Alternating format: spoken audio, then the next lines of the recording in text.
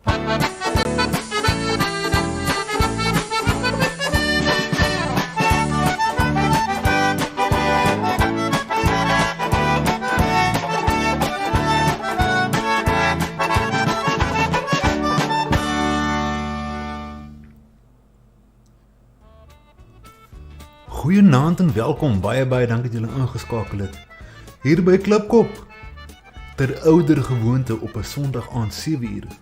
Gesels ons oor die dagboek van Jan van Riebeeck. In laasweek se episode, want daar het baie skepe in uitgekom, die Kaap vat nou vlam, ek meen dit is nou definitief, dis 'n halwegstasie, dit is, hy werk, die Kaap werk op die oomblik.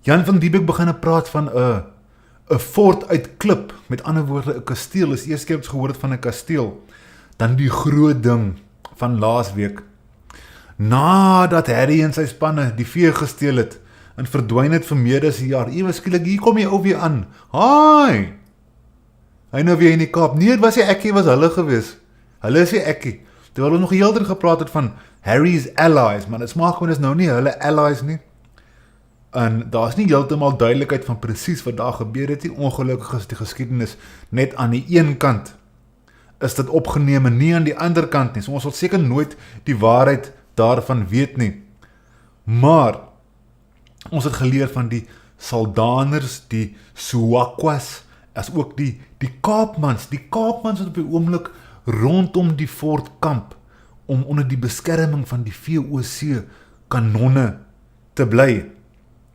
Maar in elk geval, nadat Harry teruggekom het, is hy stroopsoet. Hy kry die mense, hy hits hulle aan, kom verkoop julle vee en so aan. Hy het van tevore probeer blok, nou ewe skielik, man die beeste kom in, die skape kom in. Ons gaan in vanaand se episode, gaan ons nog 'n tally kry van wat presies alles nou hier in die Kaap is, hoeveel beeste ons het, hoeveel skape ons het, en daardie tipe goed. En dan vanaand ook in noukeurige detail ingaan, nog diplomatie met die kooi, en spesifiek met Harry en sy stam, en hulle gewoontes en tradisies. Ons gaan bietjie gaan kyk na hulle godsdienst en sulke tipe goed ook. Maar voordat ek dit doen, wil ek eers 'n lousie vir die mensies in die kletskolom. Ons begin heel bo by Mike Simpson wat eerste was. Mike Simpson sê vir ons, naand Klipkop is Fini se verjaarsdag. Lekker verjaar ou maat, lekker verjaar. Baie dankie vir jou ondersteuning, en ek hoop jy het die groot dag geniet, en dat die Here jou nog sal spaar vir baie jare. RJJ is ook so goeie naand, RJJ, away. As ook Bebop Williams sê, yes boys, hoe gaan het? Brendan Campbell is ook so goeie naand, Brendan Campbell. En Rian van Wyk is ook hierso, as ook anti-Marxist ZA, wat ook sexy big pimping is, met sy goue kroon. As jy ook graag so 'n sexy goue kroon wil hê, raak 'n member of 'n chommy of 'n maasekind, jy weet daaronder waar om te klik, om daardie goedjies te aktiveer. En dit is dit. Ek gaan nou my kameraatjie opstel. Kom sit hom daar vir julle. Net my skerm so 'n bietjie trek. O genade aarde. Ek hoop ek het genoeg draad. Lyk dan mens genoeg draad. Die storie ontkoek. So 'n bietjie die kameraatjie se beentjies oopvlek. Sy beentjies mooi wyd oopgevlek. Kan ek vir hom daar neersit? Julle, hou mos daarvan om iets se moor te sien. Ek gaan nie iets se moor daar vir julle neersit. Kan ons hom daar sit, en dan kry julle daai, dis my die coolste. Yay! Ok, ek moet daai afval. Julle wil nie dit sien nie. Julle wil ander goed sien. Ek moet dit kan sien. Ek maak daar toe. Daar sit ek. Sy, maar dit lyk so 'n bietjie uit fokus uit. Julle moet toch nou nie, julle brille is nog alright, ek wil nog die kamera stel. Julle brille is nog heeltemal alright. Configure video, dan gaan ek na camera control toe, dan sit ek die manual focus aan. Dan stel ek hom hier so by Man, so 20, 25 daar rond gaan ek hom by 20 los. Kom ek los hom by 20, kyk ons. Mens behoort mooi so te kan sien. Daar is om met die iets aan morbeskuitjies. Ek het my bakkie troosie by my.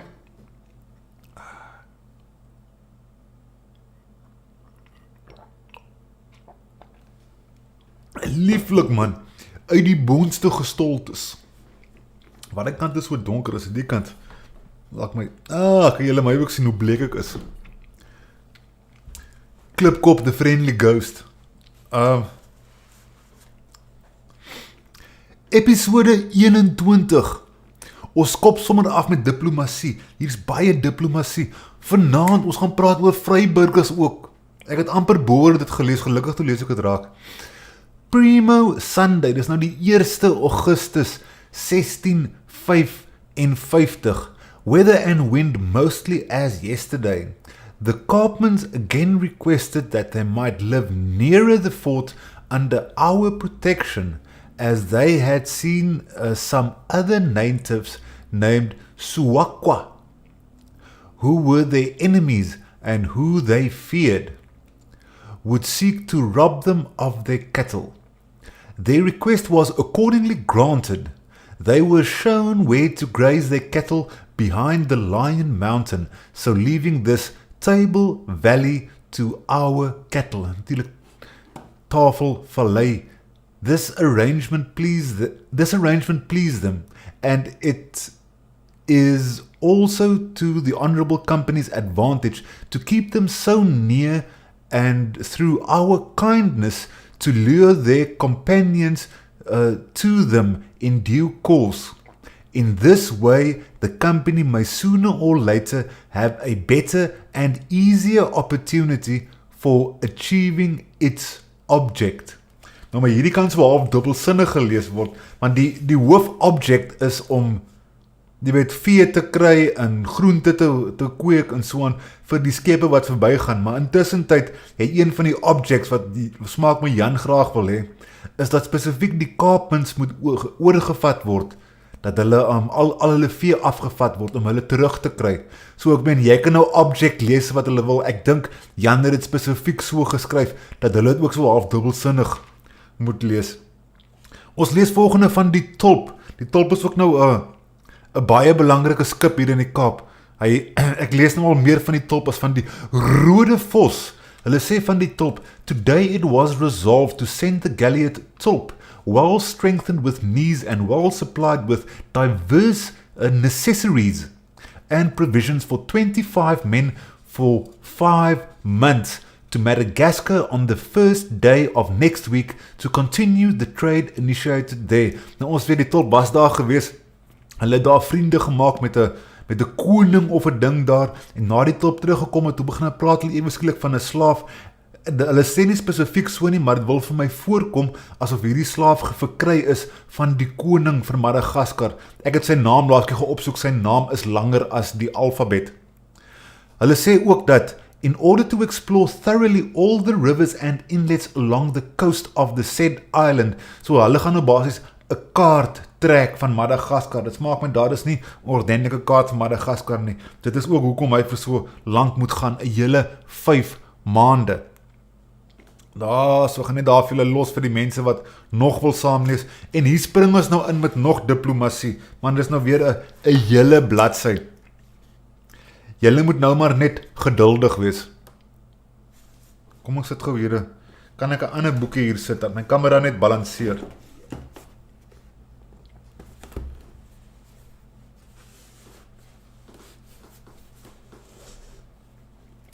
Goeienaand, ek sien Fini is nou ook uiteindelik hierso. Dit klink daarom of jy ons gelukwense gehoor het. Baie geluk met jou verjaarsdag, Fini Simpson. Nou maar Fini, ons is nou by die 8 Augustus 1655 en hier praat ons nou oor Harry en hulle sê dat in the morning, pleasant calm weather as yesterday. In the afternoon, whilst the usual parade for exercising the sailors and soldiers was being held, the interpreter Harry, who happened to be at our side, noticed that there were only about 35 or 36 men mustered under arms and quietly called us aside. He said that when ships next arrive from Holland, we really should endeavour to take more men on land. Otherwise, he and his family dare not rely on us for their safety.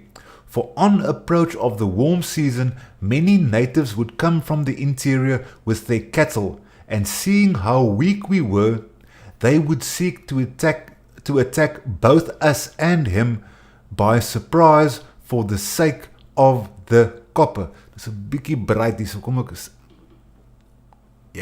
set the mood. Taking notice of this, we gave orders to the guards to keep a closer watch, etc. for the time being, especially as once before he had given a similar warning about the robbery of the company's cattle, which had subsequently proved to be correct.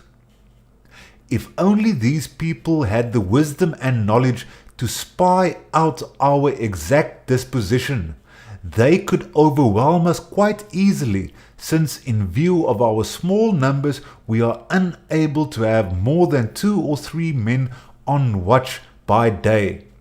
The rest are all occupied, some with cattle, some in the gardens, and others as masons, hodmen, carpenters, blacksmiths, and so forth, with the result that most of the men remain unarmed and at work all the time. So hier kan julle nou duidelik sien, Harry homself, Aushumahu, in die omgewing, hy en sy groepie, volgens wat hier nou staan, is hy absoluut 'n 0 op 'n kontrak. Die mense respekteer nie vir hom nie, want die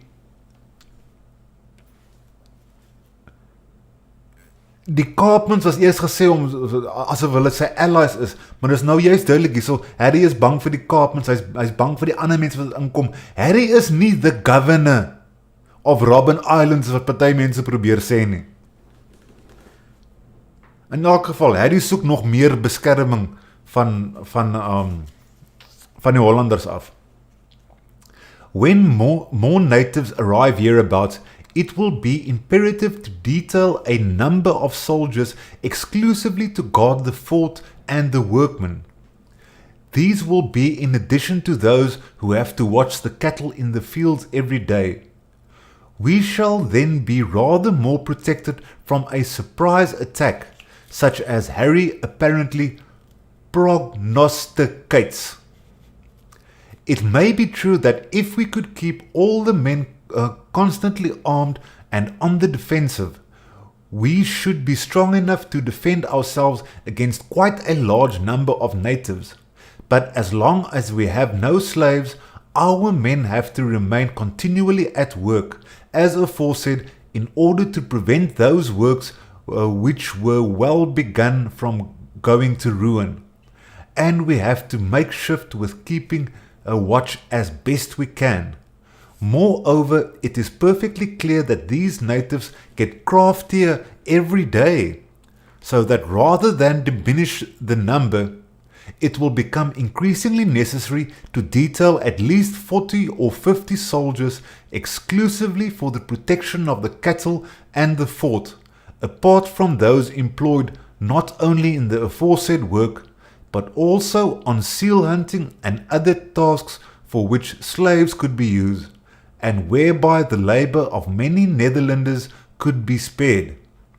We also need a few more horses for bringing firewood and timber from the forest, for ploughing and for conveying bricks and clay, etc. Some of this we have been able to do with the few horses in use, but we have by no means done enough, and we therefore require at least 6 or 8 more horses with which really first-rate work could be done, and the honourable company served extremely well. Pro Memoria.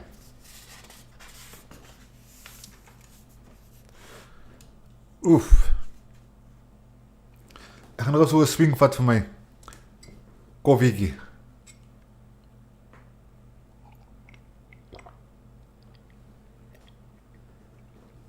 Ek gaan sommer die koffiekie nou polish. Hy is nou op 'n lekker drinktemperatuur. En ek het gewoon onthou om te roer.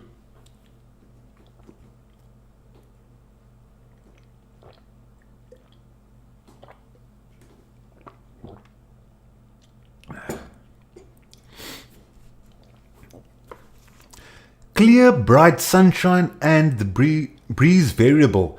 As yesterday, Harry's people very busy preparing their assegais, bows and arrows. Sien, Harry en sy spannetjie het ander dag terug weer by die fort kom aanklop. Hulle so, was die ekkie, klomp stories die kant toe en daai kant toe, en hy het aange, julle moet nou gaan en hierdie Kaapmans doodmaak, julle moet nou begin 'n oorlog voer. Iets het in die binneland gebeur, iets verskriklik, want hulle het nou toevlugting kom soek by die fort, en ewe skielik is hulle besig om assegaaie en goed te maak hierso. Hulle praat verder, van die vee van Robben Eiland. Ek het daar niks onderstreep, as julle wil deurlees, is julle meer as welkom. Hierso is Jansen of Wesel, wat gesterf het van epilepsie. Dan het die Nuwe Rotterdam ook aan die Kaap geland. Hulle sê van die Nuwe Rotterdam, only one had died and one had fallen overboard, maar net 2 mense oorlede.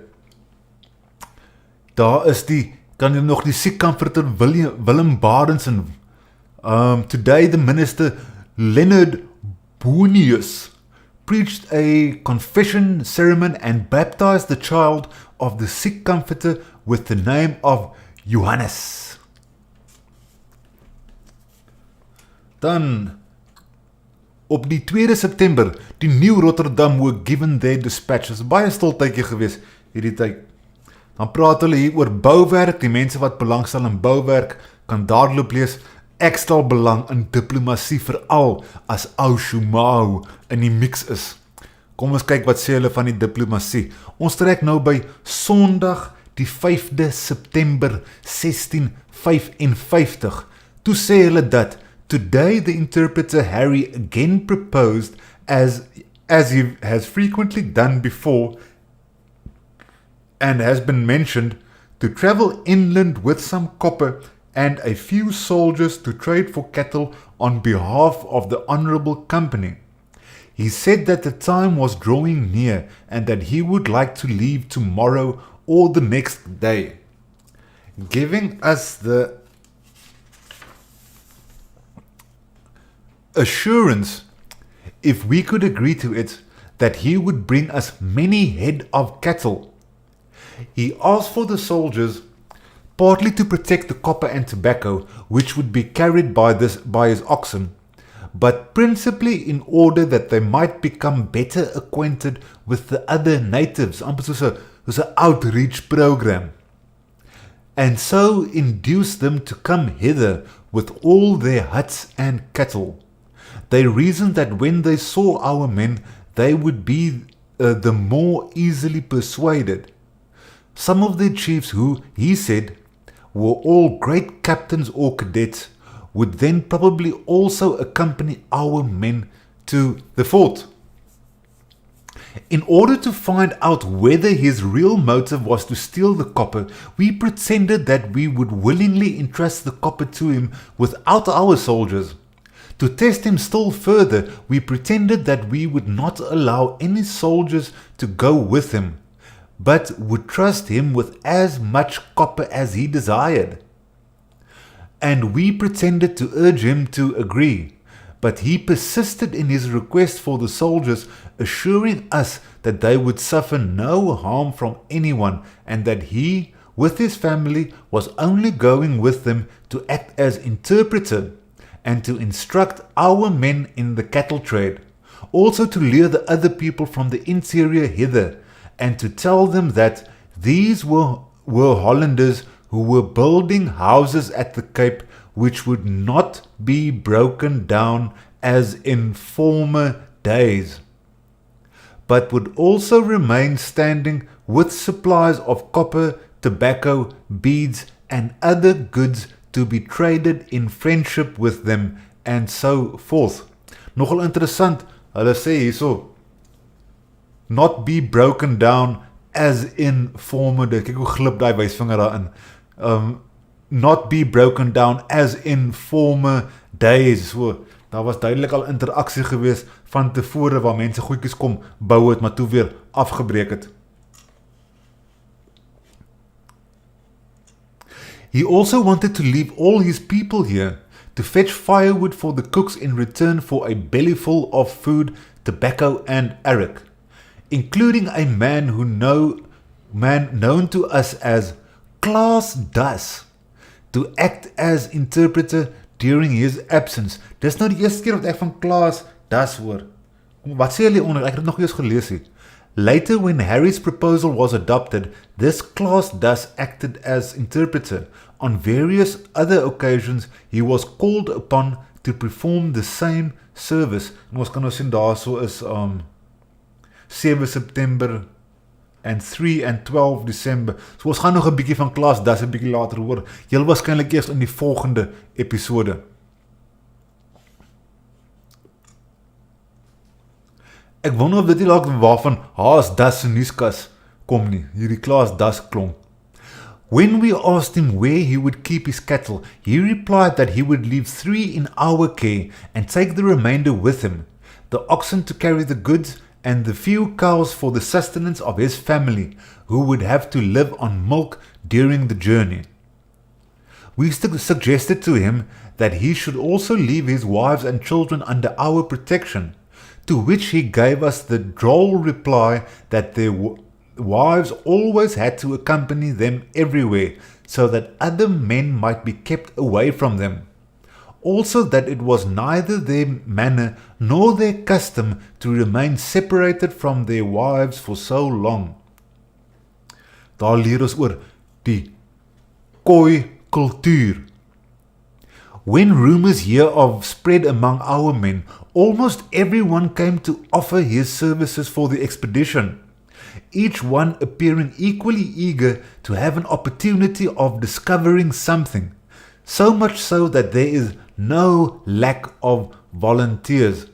Ja, dis ander tye, ek meen, hierdie is heel waarskynlik jonger mense, almal avontuurlustig, dis mense met durf en daad, dis mense wat gesê het, okay, ek sal op 'n skipie in die Nederland gaan klim, en ek sal na die suidpunt van Afrika toe kom, dit is avontuurlustige mense, en toe hulle vir hierdie klomp matrose gesê het, daar gaan nou skielik 'n ekspedisie na die binneland toe wees, juist om te verken, en julle kan julle name kom opgee, toe het almal amper soos een man opgestaan.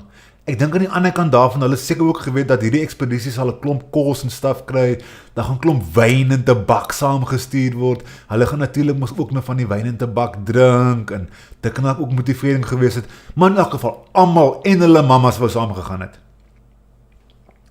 Op die 6de September 1655, in the morning calm weather with overcast sky, today an extraordinary council meeting was convened, and in connection with the above matter concerning Harry, it was resolved after due deliberation to send inland a party of 9 volunteers under the command of the Corporal Willem Muller, accompanied by Harry and supplied with some copper, tobacco, pipes, beads, etc., as well as adequate provisions and ammunition, all of which will be carried by oxen. Hulle die klein subnote hierso sê vir ons, from the minutes of the Council of Policy, it appears that the expedition had orders not only to obtain cattle, but also to observe how the natives lived and what possibilities existed for trade. Nou maar toe. Hierdie diplomatie storie gaan aan. Op die 7de, in the morning good weather, wind northwest with overcast sky and rain, which ceased towards midday. Our men and Harry, with his family, all being ready and the oxen laden with goods, departed this afternoon. Our 9 men were provided with 250 pounds of bread, 80 pounds of bacon, 3 cheeses, 1 keg of arrack and another of brandy. Harry left 3 of his beasts here at the fort, as well as the aforesaid Claas Das as interpreter in his place, and a number of other Hottentots to fetch firewood daily in return for food and a little tobacco and arrack. As far as we can see, it would appear as if Harry is seeking to do the company a service and to show his sincerity, which, however, will further have to be proved in due course. Hope that the Lord God will bless his undertaking to the best advantage of the honourable company. Dan op die 8ste praat hulle van die weer. Our men with Harry remained encamped about a quarter mile from here on account of the wet weather. Dan op die 9de sê hulle, at midday our men and Harry, having loaded the oxen, set out together in the dry weather. May the Almighty grant them success on the journey. Nou maar toe, daar so het die Muller ekspedisie so pas begin. Hi! Daar het die Muller ekspedisie so pas begin. Brendan Campbell sê Enchie, jy is heeltemal reg, dis Enchie tyd. Dit is Enchie tyd. Jy time hom al, ek so 'n bietjie oor, is gewoonlik op 20 minute. Al luit ek die eerste smoke break.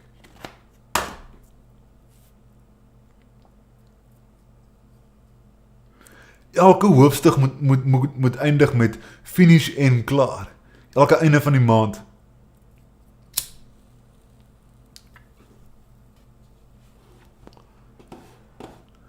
Het ek enige boodskapies gemis? Nou Mike Simpson, het jy dan vir Fini so 'n bietjie gebederf? Vir haar ou ietsiekie gekoop, miskien vir oggend 'n eiertjie gebak en 'n stukkie spek in die pan en 'n koffietjie gemaak.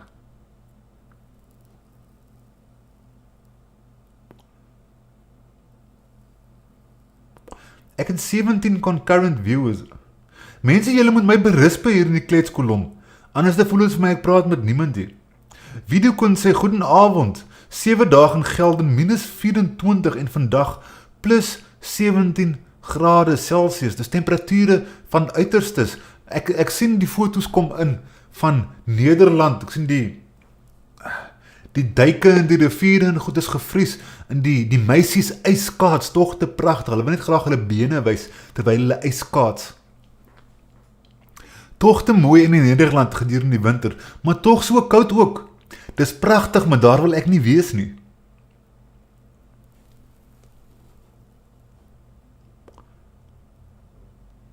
En rode truiter is ook hierso. Rode truiter is heel waarskynlik vernoem na die rode vos. Mike Simpson het vir sy vroukie koffie vanoggend gemaak en 'n koek gekoop. Jessie man. Ek is seker jy is 'n man so na in haar hart. John Woest is ook hierso. Man, John Woest sien het diepkant ingespring. Ek weet nie, John, het jy my reeks van bladsy 1 deur tot nou toe gevolg? Die ding is, ek vat 'n boek wat so 6-7 dae sal vat om te lees. Kompres ek, dan praat ek nonsens tussenin, dat het weer omtrent dieselfde tyd sal vat. Dis maak met John Woest is, sy groot belangstelling lê meer in die weer en die boerdery, terwyl my groot belangstelling in die boek, die diplomatie is met die plaaslike inboorlinge hier aan die Kaap. So ek spring 'n bietjie oor die weer en die boerdery en daardie tipe goed, maar ek los dit darm op die skerm, dat as daar 'n kyk weer is na die tyd, dan kan 'n man net daar so pause, dan kan jy myself gaan lees. Ek het 'n bietjie, nadat jy gesê het, jy wil vir jou ook die boek kry, het ek gaan kyk, daar is so 'n paar wat op auction kom. Nou ek weet nie of jy jou kanse by 'n veiling wil probeer nie.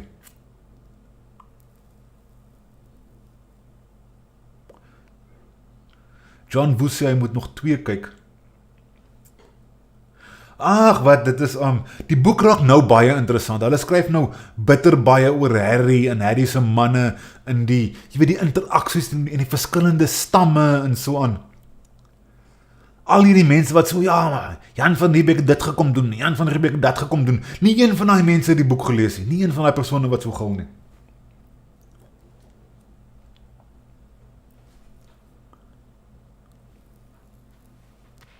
Christoph Oukamp, ek is hier.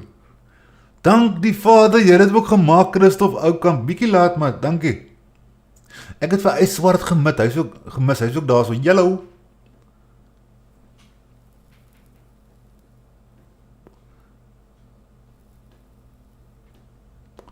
Stuyvesant.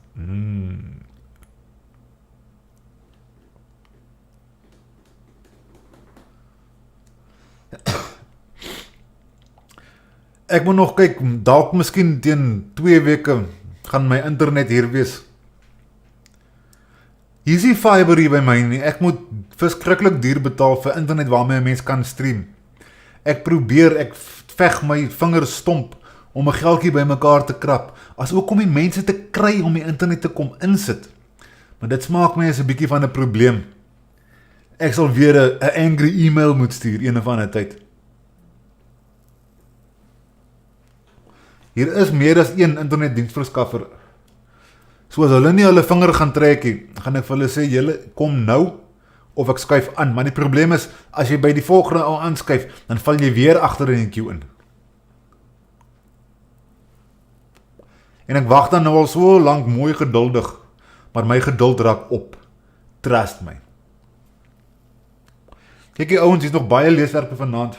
Ek het my waterbotteltjie by my, ek gaan hom seker nou loop haal. Maar kom ons druk vir nou eers deur.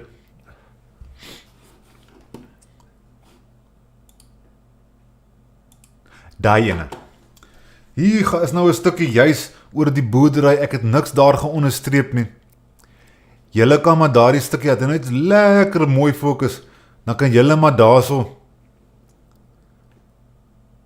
mooi rustig gaan deurlees vir die mense wat graag wil lees oor die boerdery, hoe hulle gemaak het.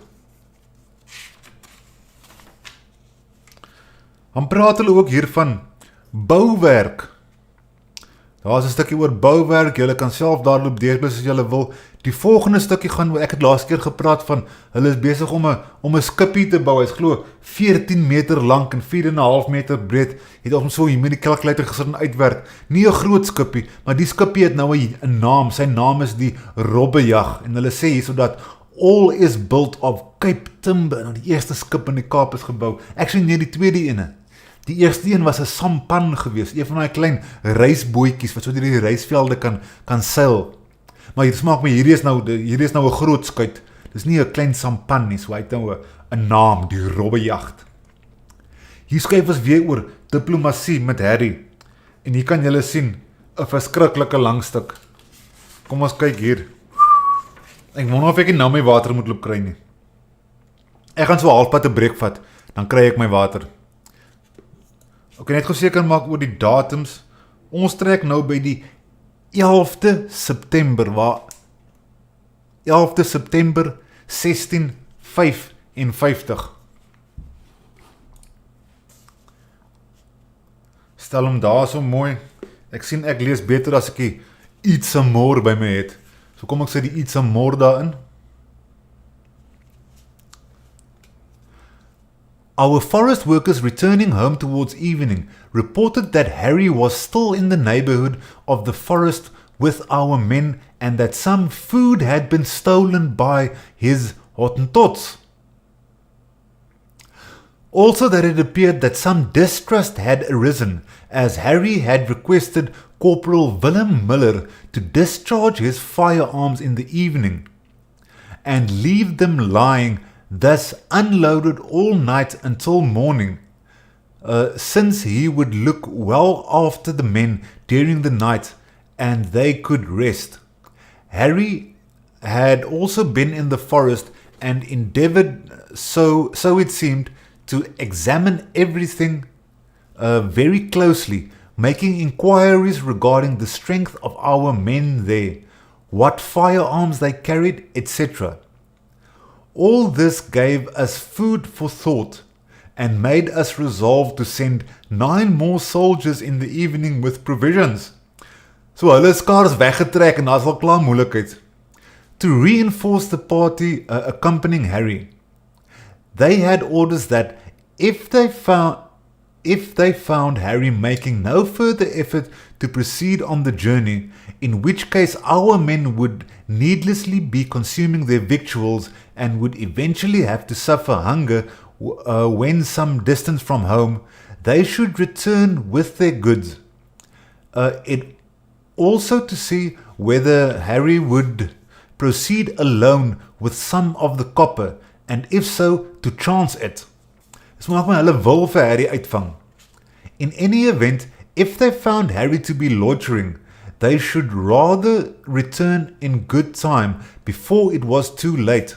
Otherwise, they might run out of food when they were far away, and suffering hunger on the return journey, become incapable of protecting themselves.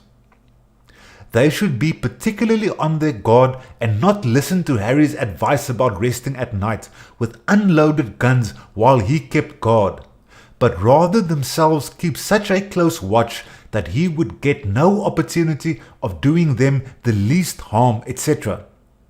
Upon this, the aforementioned 9 additional soldiers under Corporal Simon Huybrechtsen of Dort set out this evening to reach the others with all speed. During the night, it began to rain quite heavily. Okay, so daar was nou al klaar is daar 'n bietjie probleme daar met die ekspedisie en so aan. Dit gaan nog 'n hele stuk aan. Ons gaan nou daaroor lees, maar ek gaan intussen eers my waterbolletjie loop kry. So byt julle net vas. Ek los julle met 'n dientjie.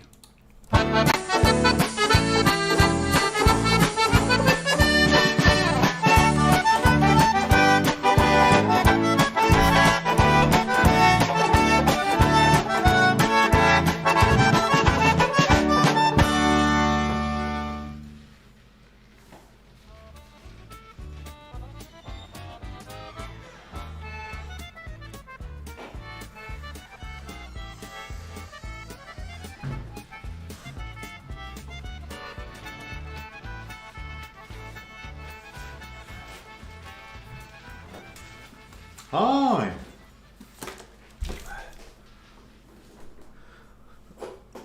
Kom ek vat gou vinnig 'n swing van die windpomp sherry.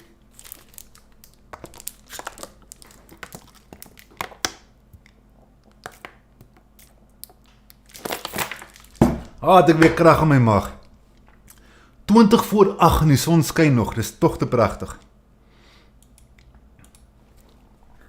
Okay, ons het gestop hier by Sondag die 12de September 1655. Die diplomatie gaan hier vanaf aan.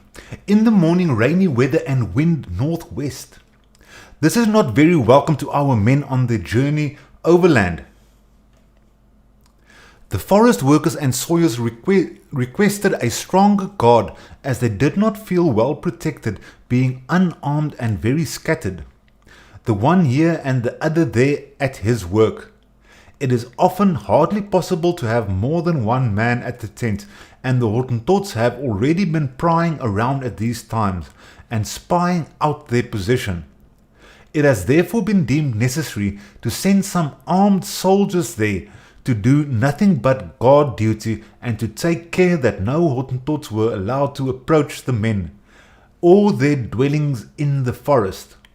In this way they may be free from danger of a surprise attack at any time. At noon, Corporal Simon Huybrechtsen returned with his detachment and reported that our men with Harry were raising no difficulties and were quite keen to proceed with the expedition and to see what would come of it.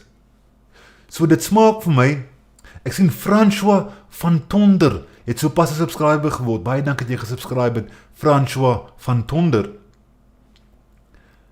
Daar was net nou gesê dat daar's moeilikheid, Harry en hulle manne is besig om akkies aan te jag, en hulle praat van hulle moet hulle gewere neersit, en dit smaak met daar was, jy weet, 'n gekinkel aan die onderkant, maar hier kom Simon Huybrechtsen terug en sê, nee man, daar is nie probleme nie, Maar laterand gaan ons nou 'n volledige verslag kry van meneer Muller homself. Ons gaan nou daarby uitkom om meer duidelikheid te kry oor daardie saakie.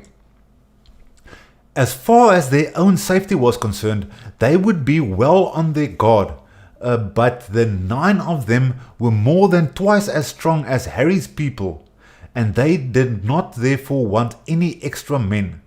If anything were to happen to them, it could only come from a large number of natives, and in that event, even if they were twice as strong, they would all be killed in any case.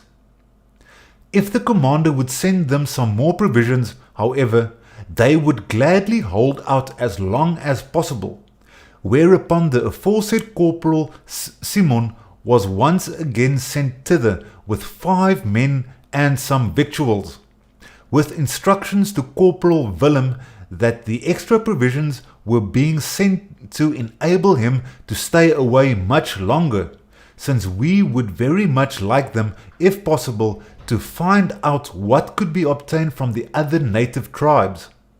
But if Harry, as aforesaid, loitered on the way too long and their food ran out in the meantime, they were to return with part of the copper and allow Harry to continue alone with the remainder. So hulle sê, as dit moeilik begin raak, kom terug huis toe en los vir Harry dat het nou gaan met die goed. Hulle wil graag sien of Harry nou actually gaan terugkom met beeste of nie. As Harry nie terugkom met beeste nie, ek meen, na Bethlehem was nou klaar in finaal, okay, Harry is nou hierdie skelm ou, as hy terugkom met beeste, all the better for the company. Dan kom hy terug met beeste. But only if they saw that their provisions were running low on account of the slow progress, otherwise we would prefer them to see the expedition through. En die storie gaan aan op die 13de.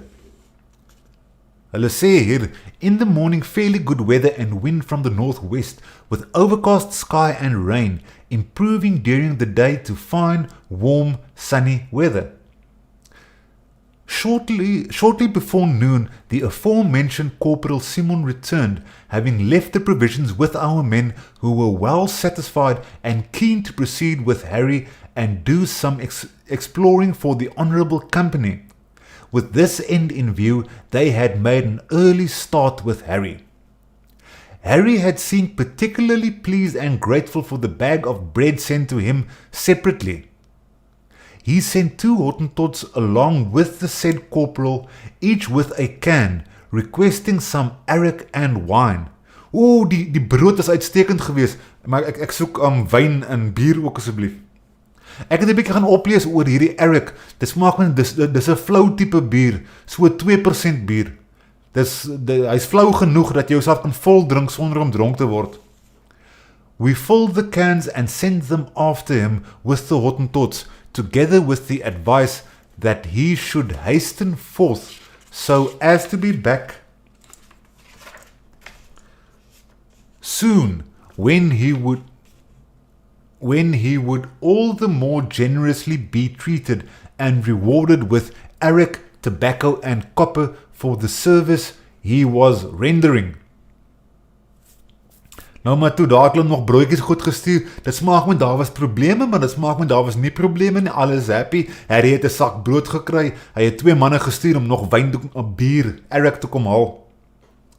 Hier praat hulle nou verder oor bouwerk. Die mense wat wil graag lees oor die bouwerk en op julle eie tyd daar gaan deurlees. Hulle praat ook hier van Robben Eiland. Ons nuwe skipie, die robbejag, die eerste skip in wel die eerste regte skip. Ek sien nie daardie sampan eintlik as 'n regte skip nie. The commander van Riebeeck sailed in person in the sloop Robbejacht to Robben Island. Nou hulle wil graag beeste daar gaan neersit en kyk of hulle kan kaas maak en daardie tipe goed. So Jan van Riebeeck homself het gegaan na Robben Island toe. Die skape doen uitstekend daar. Ek kan nie sien hoekom die beeste ook nie daar sal goed doen nie. Net die vraag, is daar genoeg veiding? Hulle sê hierso, the commander went ashore on the island once more, inspected the same and found it suitable for some cows also to be placed thereupon for the purpose aforementioned. Die mense wil graag kaas maak, gee vir 'n Hollander genoeg melk en hy sal kaas maak. Daar is nou die einde van die Robben Island storie. Hier is nog 'n klein stukkie diplomatie. Today some of Harry's Hottentots again came to the fort to report that he had advanced so far with our men that on their expedition that they could no longer see the Table Mountain and that it was their intention to journey much further into the interior until they had exchanged all the copper and tobacco and could return with many cattle. May the Almighty give His blessing and good fortune to this venture. The aforesaid Hottentots also gave us to understand that the corporal was doing much writing with the pen, etc. Hier is 'n klein bietjie van 'n spoiler alert. Daardie briefie gaan terugkom en ons gaan hom hopelik vanaand nog lees. Ek sien ek is al klaar 45 minute aan die gang. En daar is September ook op sy rug, sien jy, die manne wat hou van die weer. Daar kan julle sien, daar is nog 'n bietjie weer, niks anderster nie. Hulle sê ook hierso op die 1 Oktober 1655 dat this morning about 2 hours before dawn a fine boy was born to the wife of the senior surgeon Matthys Witsma. Daar is 'n geboorte hier aan die Kaap. Hier is nog 'n stukkie strafreg ook. Jan van Kempen. Hulle sê nie wat die storie was nie gepraat gewees vroeër nie. Hulle praat nou eers van die storie en hy was gestraf gewees, bullet fired over his head by the military. He was also sentenced to labor for 3 years on the public works and elsewhere without pay, as well as with confiscation of whatsoever monthly payments were due to him for having opposed and drawn his sword against the sergeant, his superior officer. So die ou het sy swaard getrek teen sy offisier, teen die sersant, en hy word so gestraf, en ek wil hê julle moet graag hierdie klein stukkie onthou, want dit gaan van toepassing wees later. Volgende gaan ons aanskuif na die Eerste Vryburgers.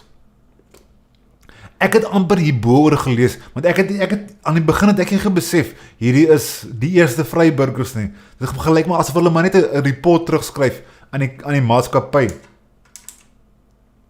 Maar toe later en toe besef ek, hierdie is 'n baie belangrike stuk in die boek. Ok, ek is by 13 minute voor 7.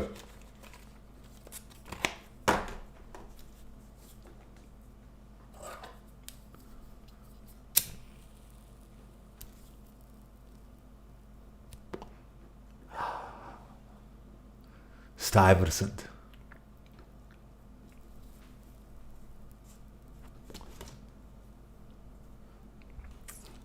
My kwit, Belwel Piet is ook hier. Stik uit.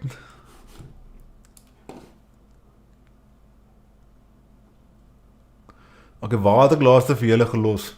Ok, John Woes sê, hy moet nog 2 kyk, hy wil het graag kyk voor hy aankyk. Die weer gaan meer oor die tydlyn as wat dit slegs gaan oor die weer. Daar is 'n groter storie agter alles. Die kooi en hulle gedrag is net so belangrik, indien nie meer, als pas in mekaar, soos 'n puzzle. Ja, ek weet, mens moet altyd alles bevraagteken. Ek is ook 'n baie skeptiese mens. Alles wat ek lees, bevraagteken. Daar's 'n klomp goed in die boek wat ek ook bevraagteken. Jy, ons almal weet, Jan van Riebeeck het nie K aangevang. Nou alles is mos sy skuld. John Woes sê, ek gaan eers die ander luister. Sal ons volgende week weer live aansluit. Nou maar baie dankie dat jy ook nou deel is van die span, John Woest.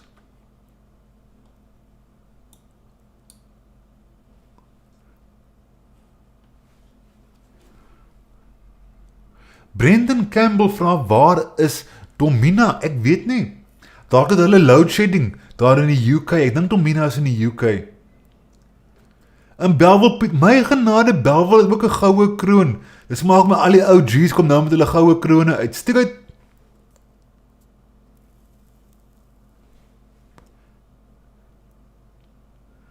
Daai was nog seker die tyd waar dit veiliger was om drank te drink as water. Omtrent so, ek het nou die dag 'n interessante videoetjie gesien oor juis ou skepe. Dis 'n skip wat hulle gebou het 'n replika van 'n 1623 skip of so iets, dan praat hulle juist daarvan die Raak, dat die water soms so vuil was, dat die Raak self, hy het 'n klein bietjie alkohol in, maar dit is nog steeds verfrissend, daar's energie ook in die Raak, en 'n mens kon nie die water vertrou nie, soms drink jy die water, en dan het jy spuitskheid vir die volgende 2 weke.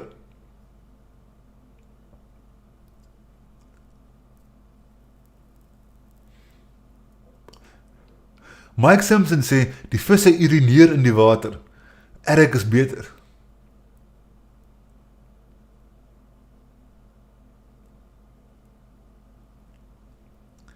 Brendan Campbell sê, ons moenie skepties wees nie, wees objektief. Ek is nie lekker met daardie definisies nie, ek is nie so fancy nie.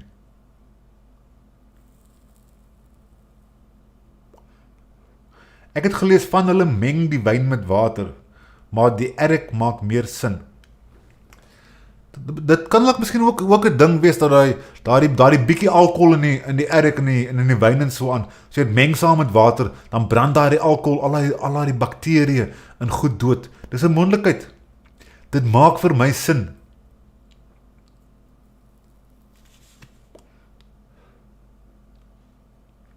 Waar het ek julle laas? Ons moet nou volgende oor die Vryburgers lees. Hierdie is nog 'n lange stuk, en dan moet ek nog die brief lees van toe die Muller ekspedisie terugkom. Ek weet nie of ek vanaand gaan tyd hê nie. Dis verskriklik, ek het nog nie die Muller ekspedisie heel deurgelees nie. Ek het besef, ek het nie genoeg tyd vir dit om voor te berei nie.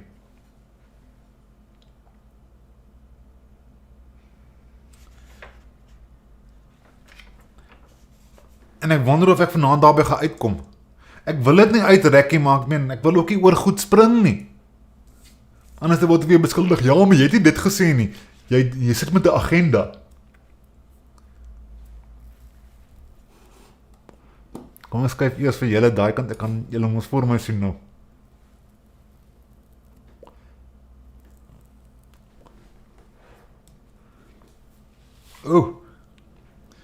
Ek sien ek het dan vir 'n slag weer 18 concurrent viewers. Vorige episode het minder as 100 totale views, dis daar waar ek begin worry. Ek moet dalk weer een of twee sensasionele politieke video's maak, dan gee die mense mos weer aandag. Praat oor Jacob Zuma wat nie wil tronk toe gaan nie.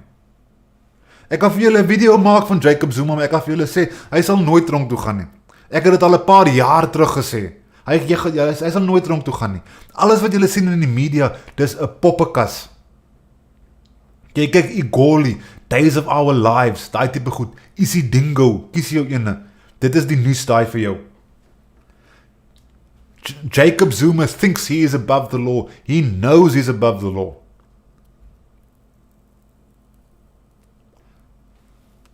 Ek sien die nuusflitsse so verby gaan, ek scroll net verby.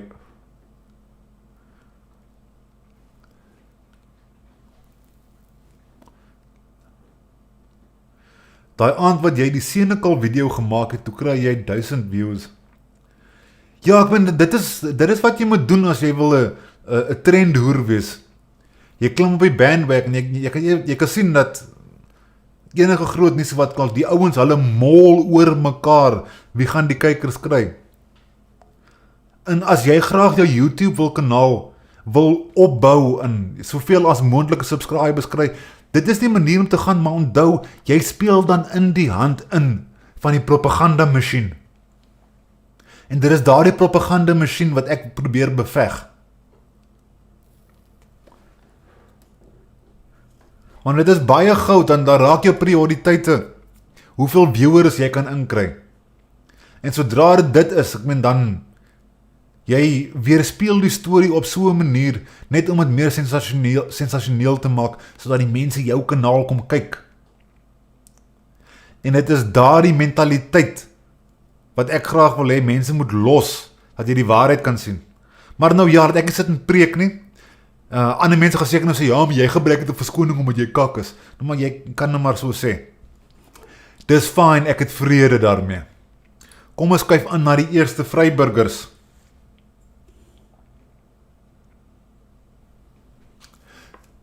The following The following was also resolved at a further meeting of the Council of the Fort of Good Hope. In their letter of 16 April, written after a meeting of the 17 and received by the ship New Rotterdam, 24th of August last, our lords and masters have expressly instructed us to do our utmost to rear cattle. Their honours set great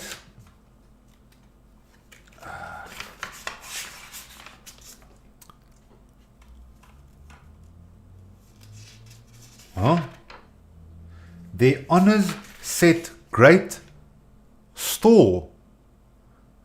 Lees ek die ding reg? Ja.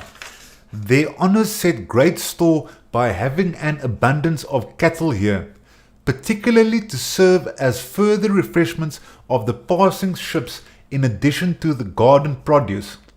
It seems that we cannot at present get enough cattle by bartering with the natives to satisfy all of our estimated requirements. In view of the above order, we have therefore been obliged to concentrate on the breeding of cattle to a greater extent hitherto. Nou maar ons weet nou dat Jan van Riebeeck was persoonlik op die Kaapse skippie, die robbejag op Robben Eiland spesifiek om te kyk hoe hy hierdie projek kan uitbrei. Hy sê hierso, hulle het 80 beeste en hy sê ook, every day new calves are born, but most of them die. Nou, hierso van hier af vorentoe, kry hulle nou die beginpunt, die rede hoekom, die redenasie agter, hoekom hulle Vryburgers wil maak aan die Kaap. Hier kom nou 'n kontrak en alles. Gee mooi aandag. Ek moes 3 keer hier deurlees om mooi agter die kap van die bel te kom. Although we have taken much trouble to encourage these people to do their duty, we find that as we cannot always be on the spot, the ordinary labourers are quite content to do as little work as possible, knowing that they will in any case get their wages. Hitherto it was clearly been impossible to teach them the necessary industry and application, and another way will therefore have to be found, either by farming out. Nou maar hierdie farming out, dis wat my deurmekaar gemaak het. Hierdie farming out beteken eintlik Vryburger. The dairy cattle or by some other means, in the hope that when there is a personal interest, the breeding may succeed better because of the profits to be gained from it by the individual tenants. Nou, die redenasie hier van Jan is, die mense kry hulle pay en hulle doen hulle werk, maar hulle doen hulle werk so half sloppy rig, omdat hulle weet hulle gaan anyway hulle pay kry. So hy wil 'n bietjie hy wil incentive bysit met die vee boerdery. En hierso is sy plan. They would be obliged to pay much more attention to the rearing of calves, for when the calves die, the cow's milk soon dries up, and they would then lose their profits. Maar hier is nog nie duidelikheid van hoe gaan dit werk nie. En ek moes, my kop het gepyn om dit uit te werk, maar ek het eruit gekom. Moreover, if the lessees, nou hier praat the lessees, die mense, lessee is iemand wat eiendom huur. If the lessees were allowed to sell the milk, it would greatly increase the refreshments available for servants of the company of both high and low rank, who pass by, which is the company's main objective. It would also make for their greater comfort and contentment, for they are never so well satisfied that when they are able to buy with their own money whatever and wherever they like.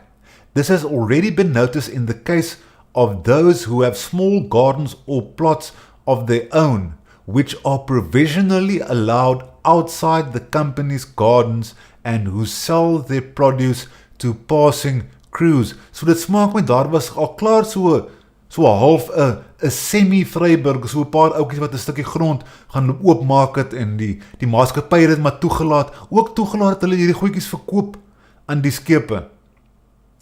Hy sê hierso, the ordinary man is never properly satisfied with the refreshment sent on board. however plentiful it may be. He suspects that the best, as does indeed happen, is always sorted out for the officers, and that the leavings fall to him. Moreover, we have often observed that though whole casks of milk have been sent to the ships for the ordinary crew and the sick, everything is consumed in the cabin, and no one outside gets a drop of it. No, not even the mates. According to the plan outlined above, the men of the ship would be able, for their own comfort, to purchase as much refreshment as they desired for a mere trifle, each one being allowed, like the senior officers, to buy both fresh and buttermilk to please and satisfy himself. So hy wil vryheid gee aan die mense, dat hulle self besluit wat hulle wil eet, en ook 'n manier kry, dat die kapteine en die goed, al die base, hulle drink al die kaas en die melk, en al die goed wat hulle stuur, hulle weet dat hulle self op begele van die manne amper niks nie. We have considered all this, particularly that the calves would receive much better care than at present for the reasons mentioned.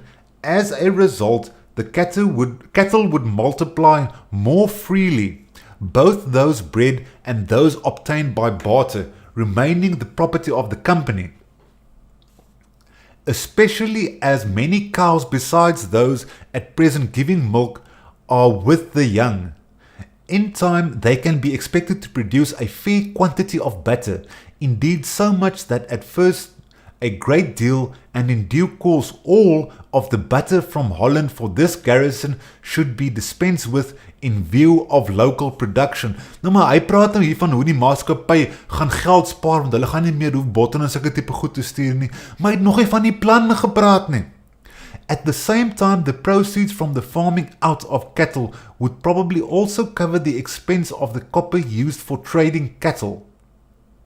So, hy sê nou ook hierso, die mense, hierdie plan van hom gaan maak, dat die mense self, die veeboer en so aan, so hulle hoef nie meer koper te stuur, so dat die skeper dit kan aankoop, hulle kan net kom aankoop, sonder dat hulle dit eerstens hoef te koop met koper. In addition, there would be the increase by breeding already mentioned, as well as the refreshment to be obtained from the milk for the special comfort and enjoyment, not to mention the good health of passing crews, besides the meat and garden produce daily sent on board by the company. Nou, dis tot op hierdie stuk wat ek gelees het, want ek was so deurmekaar soos 'n tor, waarvan praat die ou? En hier vanaf het dit begin duidelik raak. Furthermore, for the sake of the profit involved in this farming out, ek het dit juist in aanhalingstekens gesit, maar daardie woord farming out is redelik belangrik. Some tenants, and especially the married ones, could be all the more easily induced to remain here instead of yearning to go to India as they do at present because of the poor prospects here. Thus, the free families could be offered the means to self-advancement, a policy which the Honourable Company does seem to favour. My genade, hier lees ons nou vanaand van eerstens vrye burgers, en hierdie self-advancement, klink dit nie vir julle ook so selfbeskikking nie? Hulle wil graag hê die manne moet self beskik. After all these and other points which might be practicable in the interest of the Honourable Company had been discovered, it was resolved by way of experiment to offer the company's milk cows on lease to the married staff. Nou daar is die groot plan. Die melkkoeie gaan hulle uitverhuur aan sekere burgers, en hierdie sekere burgers gaan vir dit verantwoordelik wees in hulle eie persoonlike kapasiteit. Now, our resolution was accordingly made known as the cattle were offered on lease. The married persons pointed out, however, that here 6 beasts gave hardly as much milk as one in the fatherland. Hier gaan hulle deur so 'n paar fynere puntjies. Ek gaan net die onderstreep hiervan af verder lees. It was finally agreed that the company's milk cows, 10 in number, hulle het net 10 melkkoeie, would be farmed out to the gardener Hendrik Hendriksen Boom of Amsterdam, whose wife had been engaged in farm work in the fatherland. Nou maar hierdie Hendrik Hendriksen Boom, hy is een van die eerste persone wie ons van gelees het in hierdie dagboek van Jan van Riebeeck. Kom ek wys gou daar vir julle die pakkie staaivissend. Dan as ek nou terugblaai in hierdie boekie. Kom uit gou hier by die regte bladsy. As julle daaronder kan sien, ons is nou by bladsy 2. En hier op bladsy 2, Sondag die 17de Desember 1651. Ons is nog in Nederland. Ek dink hierdie was in Texel gewees. The said Riebeeck sailed the ship Walvis, in which were the Honourable Roch and Honourable De Lange, and informed their honours that the gardener Hendrik Boom had come on board our ship by mistake, and that we were provided with neither water nor beer for the voyage. Shortly after we had returned, the aforesaid honourable gentlemen themselves came on board the Dromedaris and ordered the construction of a small cabin beyond the pantry for the gardener for the use of his family. So die Hendrik Boom, hy het amper agtergebly. Sê hulle nee, maar ons bou gou vir die oukie. Ons bou gou vir hom 'n cabin, seker maar 'n klein Wendy huisie. So 'n klein Wendy huisie op die skip. Okay, waar was ek nou met Hendrik Boom hier gewees? Hier heel onder. Maar dit smaak my, dis nie Hendrik Boom homself wat wys is met die koeie nie. Dit smaak my, dit is mevrou Boom wat eintlik die kennis dra. Maar hulle gee ook nie mevrou Boom se naam nie. Behalwe dat hulle van Boom is. Apparently the other married people first wanted to see how it would work in the case of the gardener's wife.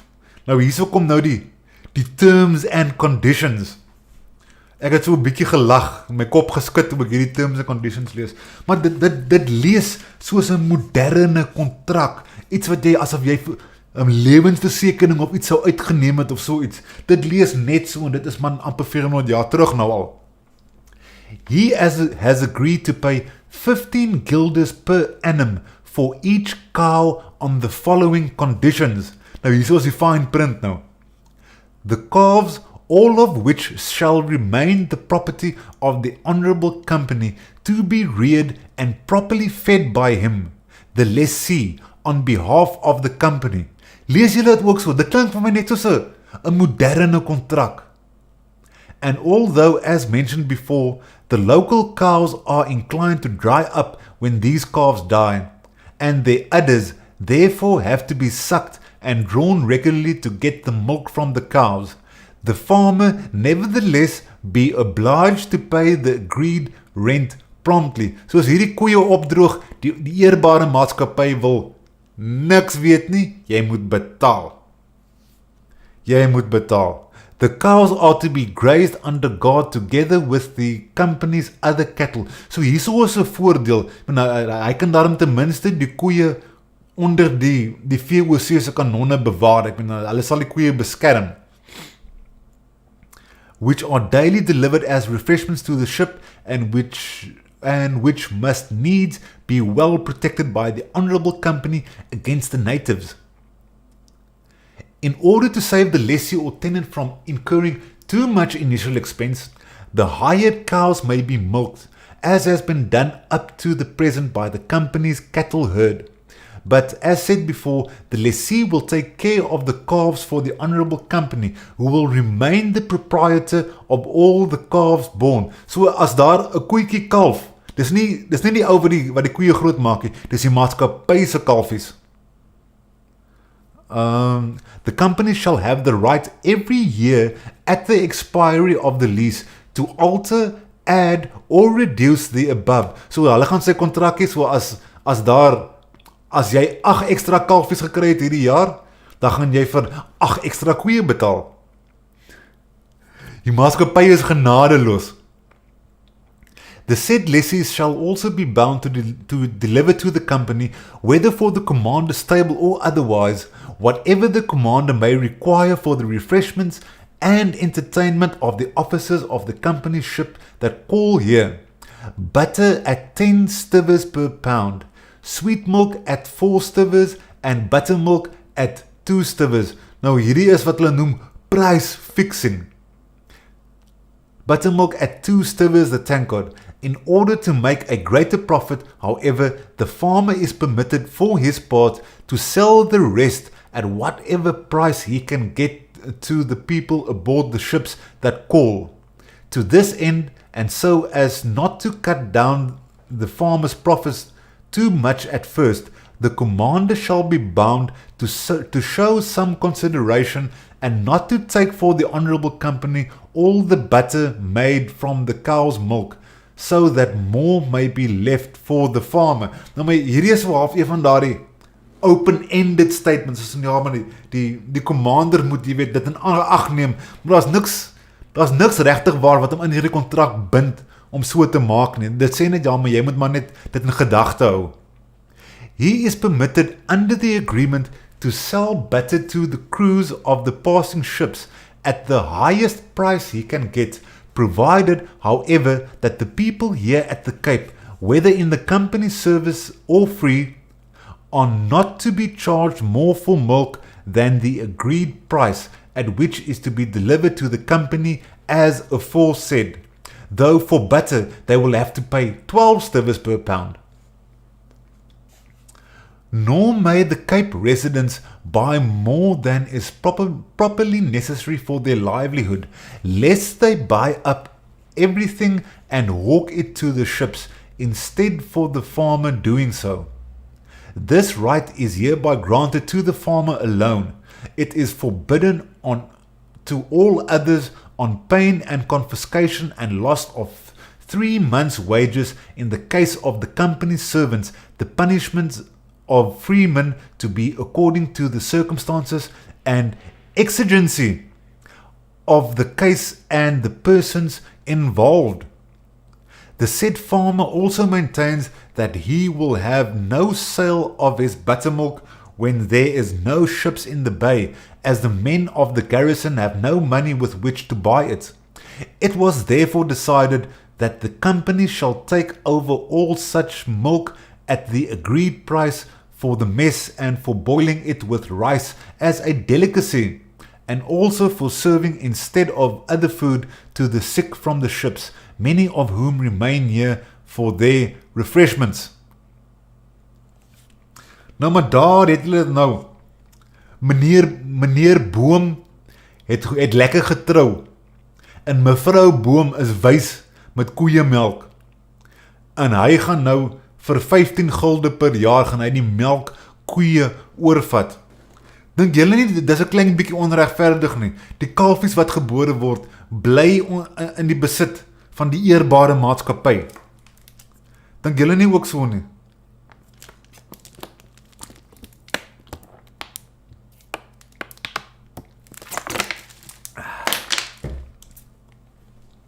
My genade aarde.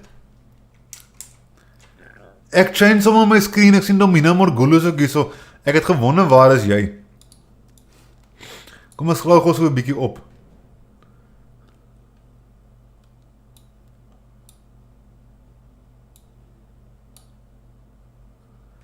Okay, waar het ek julle gelos? Kom, laat julle inklim ouens. Ek het 'n itchy triggervinger. Die minigun roep. Waarom praat julle? Begin julle oorlog? Gaan julle lood gooi?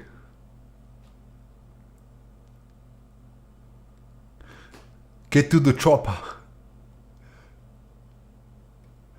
Waar is ons loodsveterdaan? Ja, ons chopper pilot, veterdaan. Gelukkige verjaarsdag, Fini. Mike Simpson sê, ek sit by die deur met die 20 kaliber.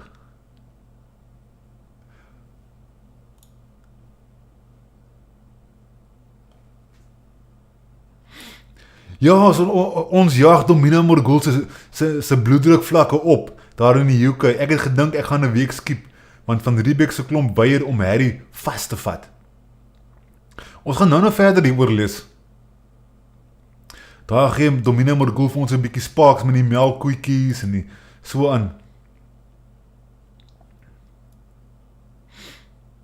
Botter, ja, ons praat baie oor botter. Ek het al gelees van rys maak met botter, nog nooit getraai nie. Dit is nogal lekker, dis maar hoe die mense in die ooste hulle kos maak. Dis either rys of egg noodles. Gooi 'n bietjie olie onder die pan, dan gooi jy daar klaar gaar rys of noodles, gooi jy in die pan. Dan meng jy weet so 'n bietjie eie en dalk 'n peppertjie, dalk 'n stukkie ham of 'n mushroompie, meng jy so half fried rice. Baie lekker, ek geniet dit verskriklik. Klip, ek het gedink ek sal julle my bloeddorstige neigings vir een sessie spaar. Maar hier is ons weer. Nie is reg, Domina, moet jy ook glad nie verander nie. Egg fried rice, dis hy, Brendan Campbell, slaan jy die spyker op sy kop. Ons lees verder, ook nog oor die Vryburgers, as julle graag wil. Hulle sê hierso, Adam Daines passed away in the evening as a result of illness. Ek gaan nie alles deurlees nie, ek is al klaar, uur en 'n kwart aan die gang. Hier het ons gaan onderstreep.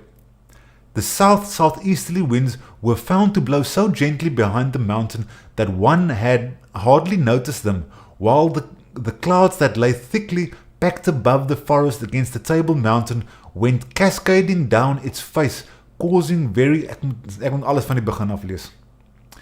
Ek lees nou hierdie sonder konteks. Dit gaan oor die Vryburgers. Ek moet van vooraf begin. Anders dan gaan julle wonder wat gaan nie aan.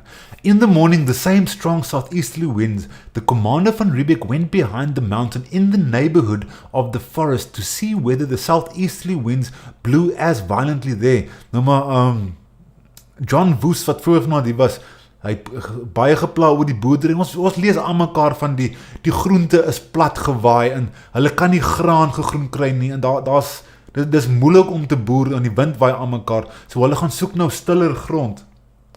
At the time, we wanted to examine the forest more closely to see whether timber could not be obtained more easily from any nearer point. At present, it has to be fetched with great labor from a place high up against Table Mountain and dragged down with great difficulty across many deep and stony hills and valleys to the woodcutter's tent on the wagon road, to a distance of fully a mile, while from there it is still a good half-hour's journey to the level land. But no better site was found, even when all this terrain had been closely inspected and explored, and the men were instructed to carry on as before. So hier is dan oorspronklik hoekom Jan van Riebeeck uitgegaan het. Kom ek trek gou die kaart vir julle op. Ek trek gou die ouetjie uit die pad uit, dan sit ek daardie af, voordat ek nou hierso weer my innerste binneste hier vir julle oopmaak. Ek wil nie vir julle snaakse goed hier op my skerm sit nie. Dus ek sê, ek kan ons maar soms 'n ou geheimsinnige mannetjie wees. Dan sit ek gou die desktop vir julle aan. Skryf hom net so mooi.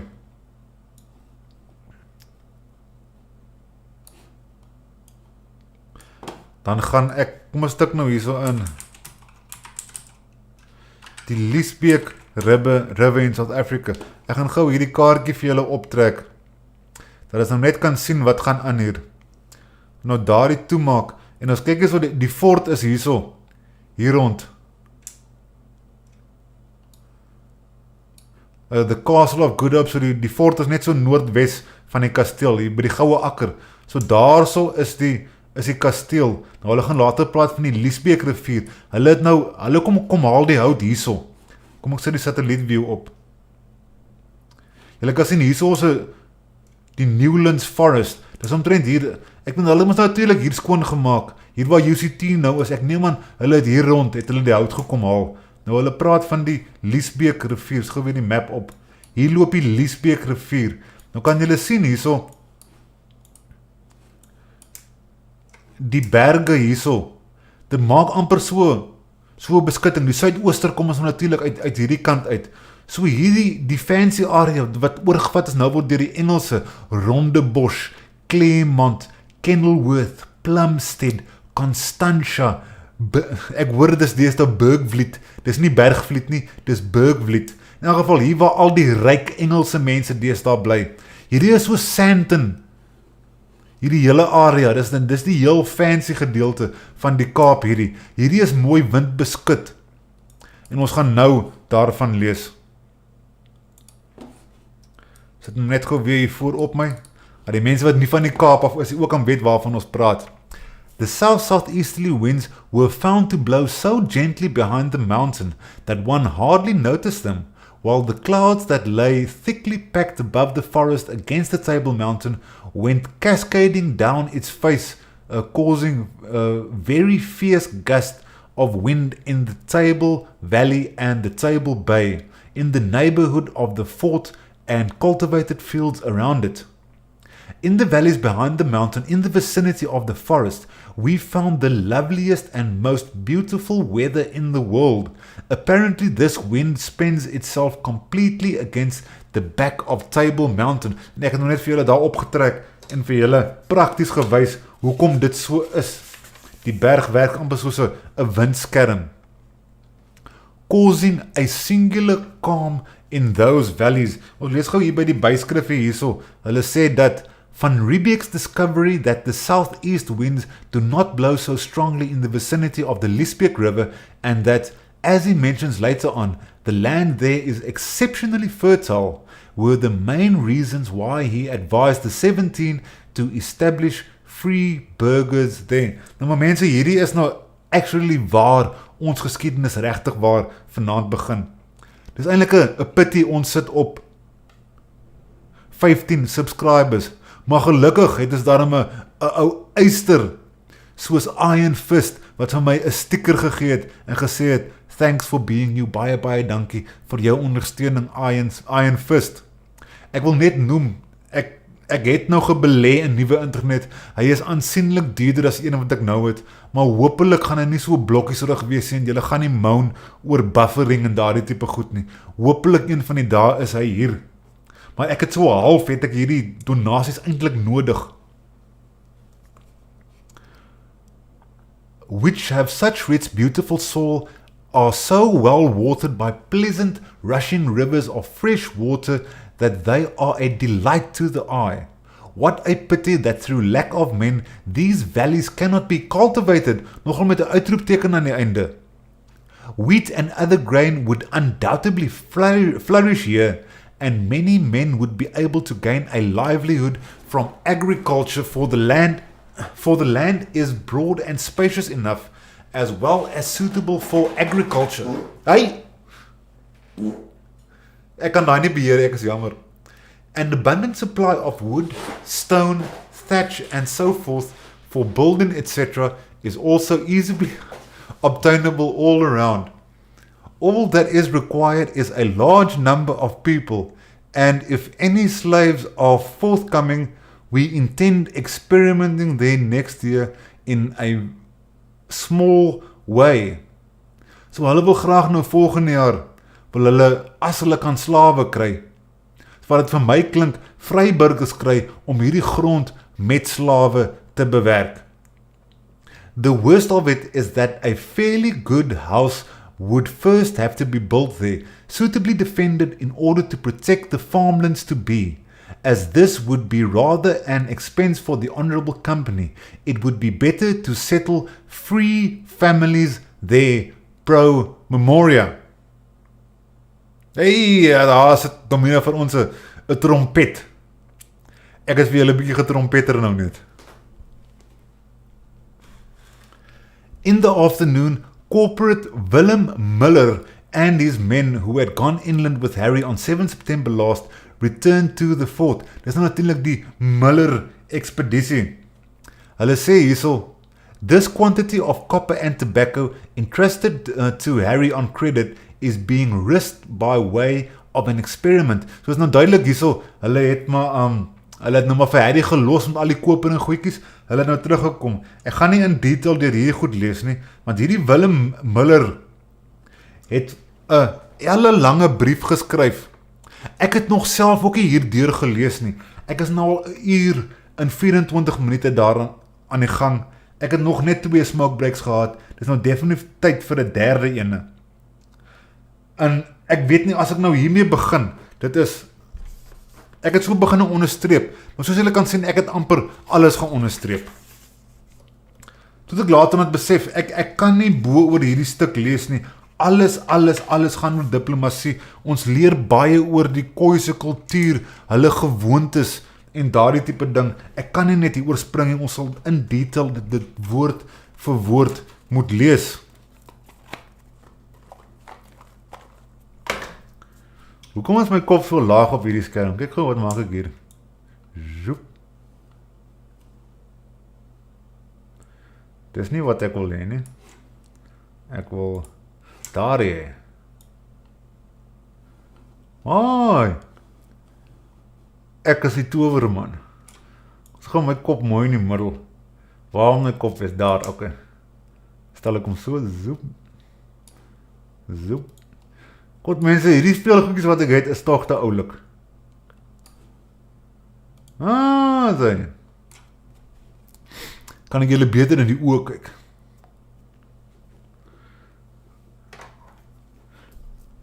Stel julle belang aan die Willem Muller ekspedisie of nie? As julle nie belangstel, dan kan ek dit los ook. Maar ek het dit super interessant gevind. Hulle praat hier van Harry wat woorde gebruik het soos Gugu en Kui en ek weet nie wat alles nie. Hulle beskryf ook hier in detail van hoe beeste geslag word.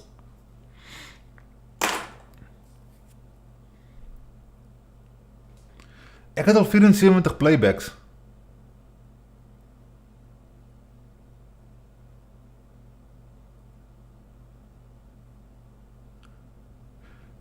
CHF.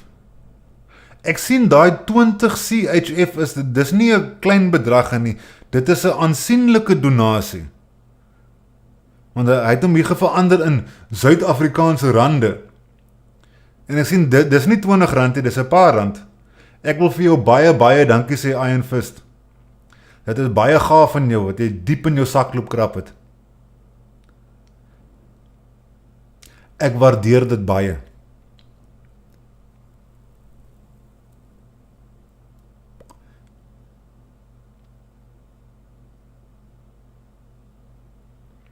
Kyk lekker en luister op die groot TV. So my kop is seker nou verskriklik groot daar op julle big screen in die sitkamer. My kop is julle hele sitkamer vol.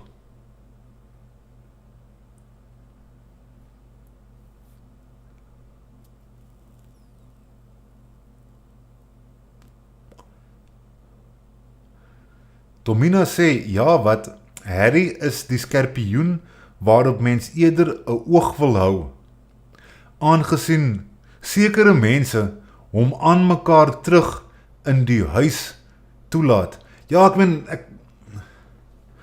om het te vergelyk, volgens my is Harry 'n 2-6. Hy's 'n skollie met gedagte, jy weet. Glad nie skaam om 'n storie te spin nie, so wat dit vir my lyk.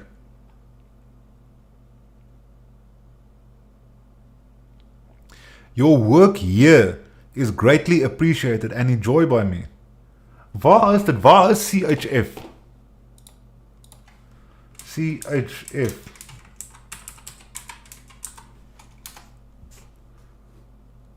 Switzerland. Ek dink ek weet nou wie jy is.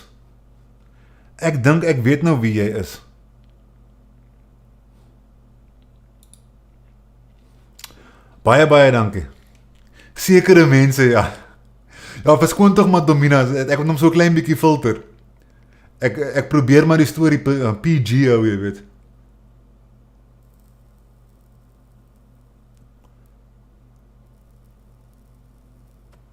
Kyk hier so mense.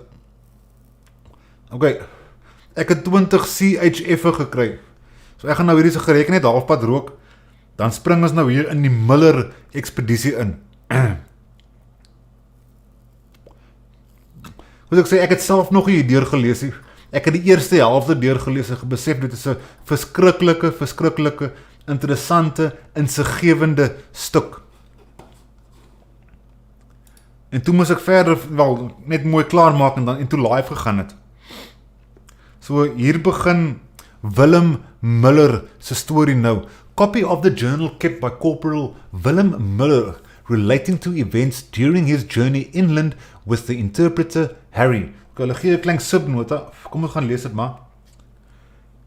This journal is also to be found in Goddy Malksbergen. Okay, was so hulle bemark mekaar se boeke. In the year of our Lord 1655 on 7 September, ons trek nou by die 7de, ons trek nou in Oktober, die hoeveelste Oktober? Die 5de Oktober. So hy was omtrent 'n maand weg gewees. We departed from the fort of Good Hope with 9 men under the command of Corporal Willem Muller, and on the first day did not march further than between the Redoubt and the fort where we had our rendezvous. Nou hulle sê hier by die subnotule, the Duinhoop at the mouth of the Salt River. Okay, nou sê hulle, op die 8ste did not proceed but repacked our copper wire. Ons het nog onthou, Jan het gesê dat die mense het net so eentjie getrek en toe staan hulle ewe skielik stil. Toe wonder hy nie, ja, maar hoekom gaan hulle nie aan nie? Dit smaak my hulle, die so al hulle goed in nuwe pakkie gesit, seker beter geverpak dat hulle makliker kan trek. We march as far as the Rondebosjen, wat natuurlik Rondebos is, where we rested for the night, but in the evening when we checked our goods, we missed one of our bags of bread and our pork, which the Hottentots had stolen from us. So, die Simon ou wat teruggekom het gesê, nee, maar daar is niks probleme nie, moenie worry nie, maar hier lees ek nou van probleme, daar is goed gesteel. Op die 10de sê hulle, they slaughtered a beast in a way none of us had ever seen before. Having pulled it down to the ground with ropes, they cut it open from the side of the belly upwards, and while it was still alive, they took the intestines out and scooped out the blood with pots. They then skinned the animal and cut it in pieces. Early in the morning they began to load the beast, and whilst we were getting ready, our leader went to see how they were getting on. When we were all ready to go, Harry ran up without a word, threatening to hit our corporal with a big stick. We stood still to see what would happen, but Harry then turned to us saying, "Goo goo." Okay, hier's 'n klein subnota. Apparently, Harry's pronunciation of go, go, as if to say, I do not want you here. We accordingly began to march, taking our course south by east and south-southeast. Having arrived at our camp for the night, we found that the Hottentots had opened the box containing the pipes and had taken out some of the pipes and plain beads and closed it again. On examining our copper, we discovered that they had removed some small sheets and staves from the packages. We believe that this is why they would not have us near them when loading the oxen.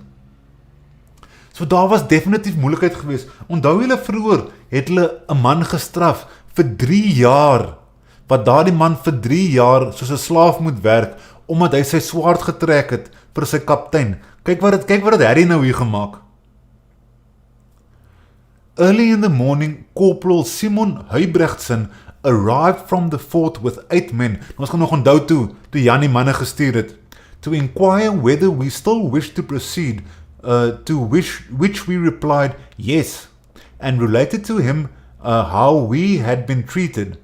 The corporal returned to the fort and reported to our commander, who immediately sent the same corporal with 4 soldiers with fresh provisions, which we found very acceptable, seeing what the Hottentots had stolen from us.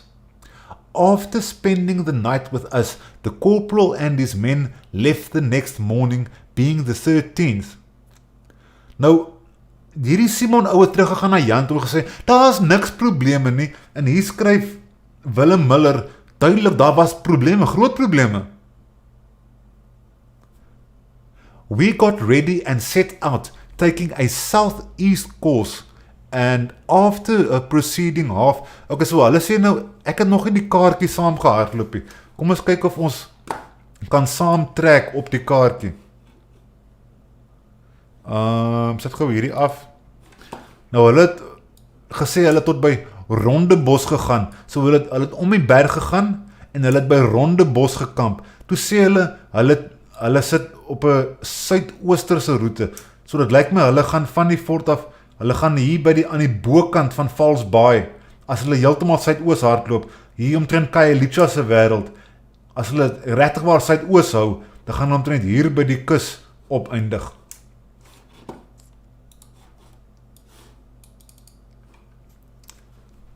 We got ready and set out taking southeast course, and after proceeding half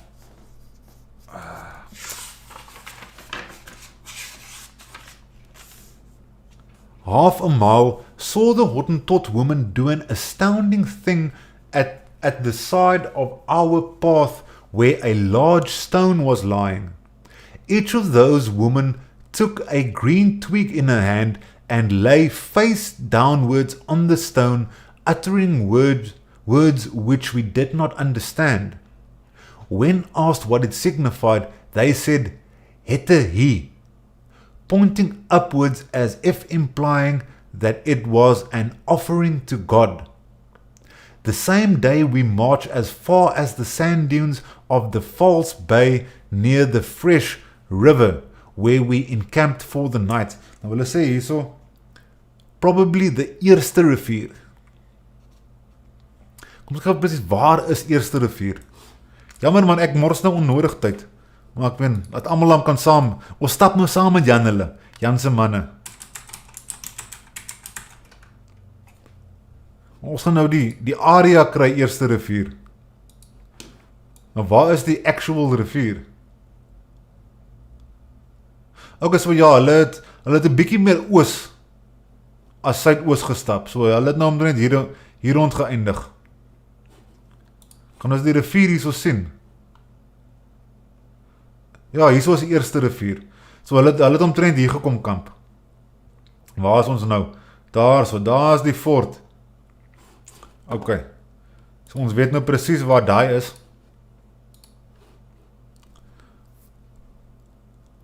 We set out early but made little progress as the oxen were fatigued with yesterday's journey.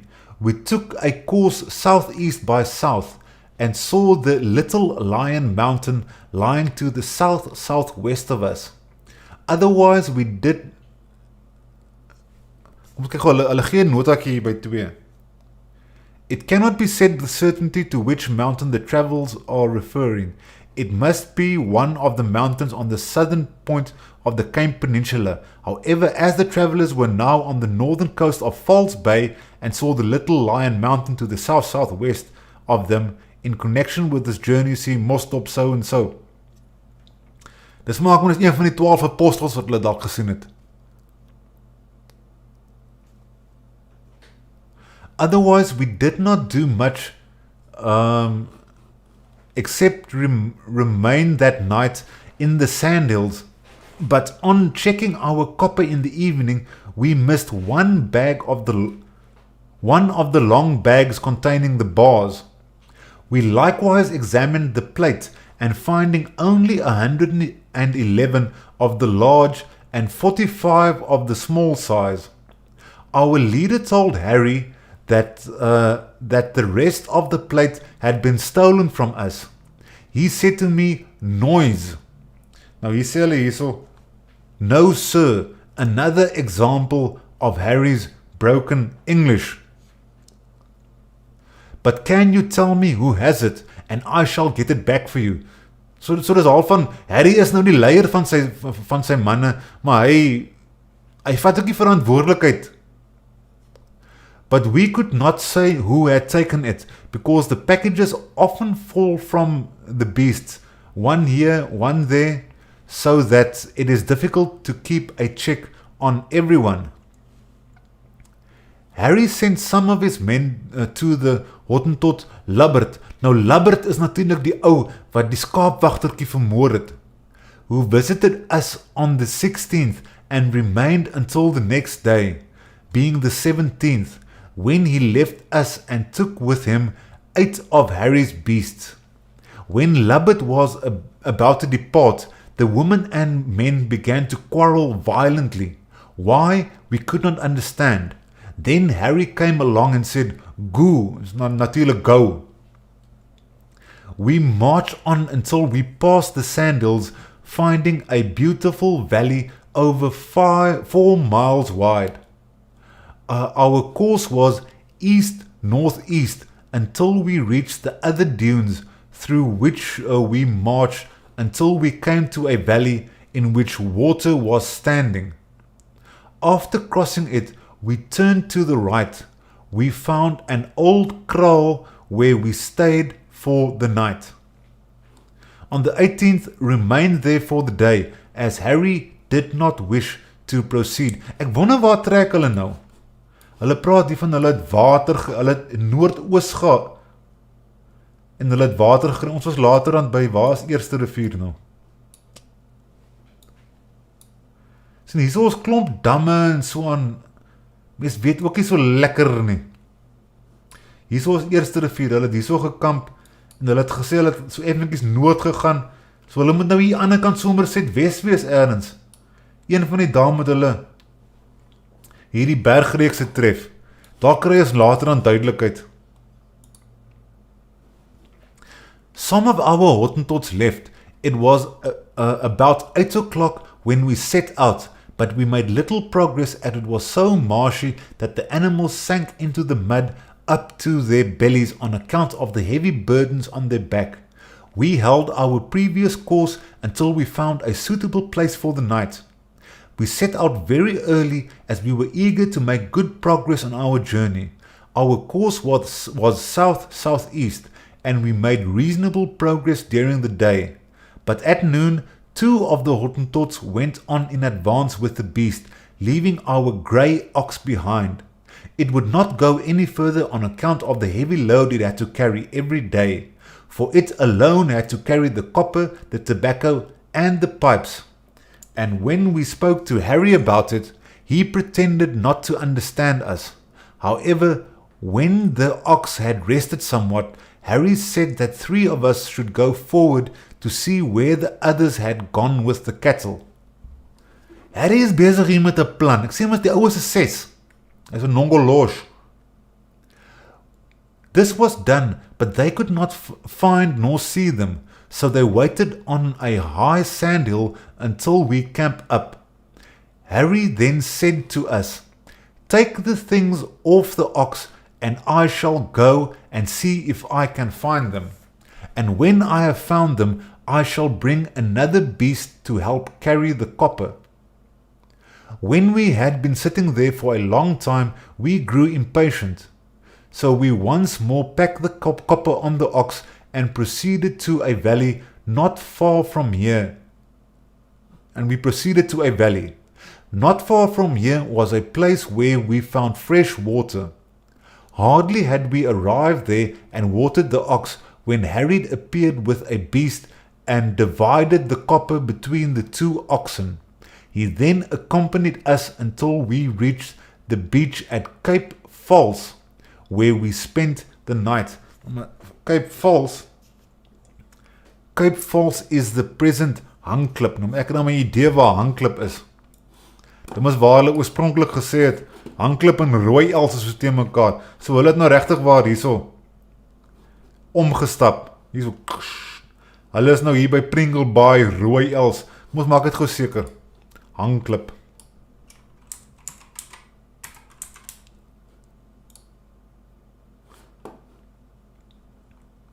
So weet julle. So hulle is nou aan die ander kant van False Bay.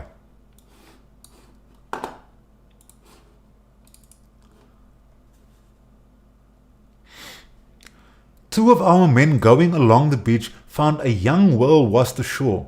When the Hottentots found it, they immediately began to cut pieces from it and had a royal feast of whale blubber. Whilst walking along the beach, our 2 men noticed a rock and searched for mussels. They found a great number, but not of the kind we have at the fort. They brought some with them, which we boiled forthwith, but we found so many small stones inside that we could scarcely eat them. We thought they might be pearls, and so kept a number. Otherwise we made no advance this day, nor on the 22nd, but remained in camp there until the 23rd. Nou, maar dit klink vir my asof hulle perlemoen geloop uithaal het. Ons weet Jan Blanks, hulle het ook 'n bietjie perlemoen gebraai en gedroog toe hulle daar om was.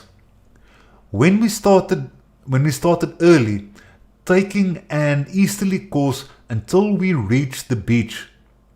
This we followed as far as a freshwater river, which came from the mountains. Proceeding a short way along this river, we found an old kraal where we remained for the day. 8 strange Hottentots arrived, and Harry entertained them with a very friendly manner. No sooner had they come than he gave each man 6 bracelets, and on the 25th they were still busy forging bracelets. These Hottentots were of the strandlopers who some time ago sold us cattle at the fort. They stayed with us. 26th and 27th in the morning, when the oxen were loaded, they left us, taking with them all our Hottentots, save 2 who helped us pack the oxen. So daar's nou net 2 van Harry se manne oor. They also took 11 head of cattle belonging to Harry, leaving 11 with him. When they had left, we set out on our journey, going east-southeast through a beautiful valley till we reached the foot of the mountains where it was rocky and where we settled down for the night. Nou ek wonder waar trek hulle nou?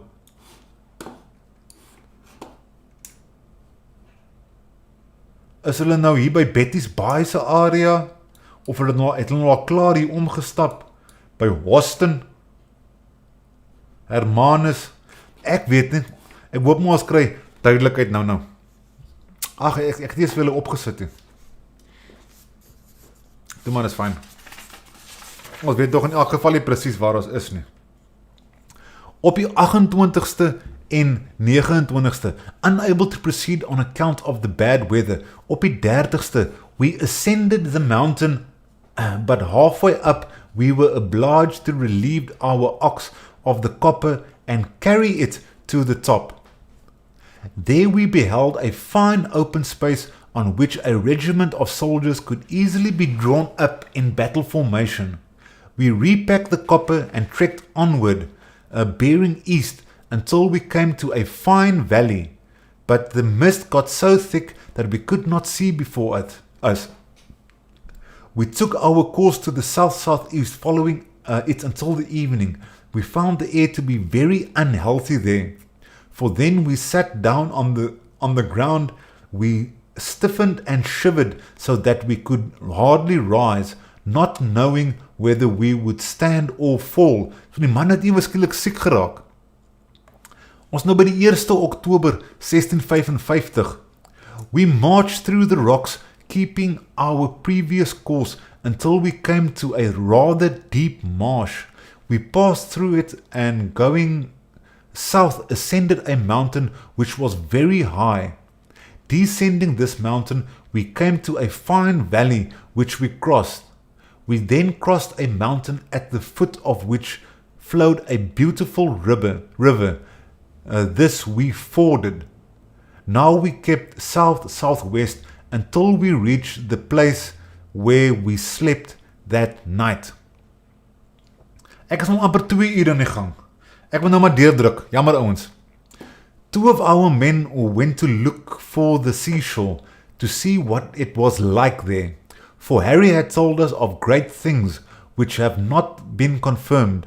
The men walked more than 3 miles and found nothing but poor land. A little further only they saw 2 Hottentots whom they could not reach, but believed them to be some of Harry's friends. Our 2 men continued until they saw the beach, but they could not reach it as it was too late in the day, and they estimated it to be another 2 miles away.